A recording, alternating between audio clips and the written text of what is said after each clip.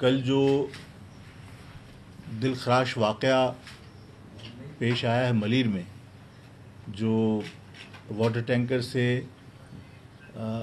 मियाँ बीवी कुचले गए हैं और उनका उस हादसे में बच्चे की विलादत हुई और वो बच्चा भी जाँ बहक हो चुका है।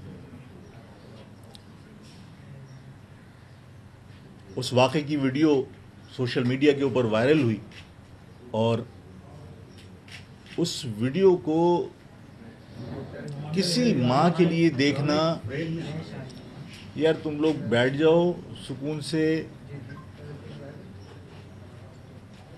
अब प्रेस कॉन्फ्रेंस आप लोग करोगे या मैं करूँ ये बता दो।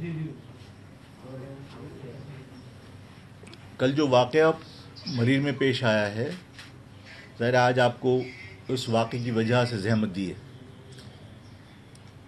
कल जो वाक़या पेश आया है वो इतना दुखदेह और दिलखराश वाक़या है कि कोई भी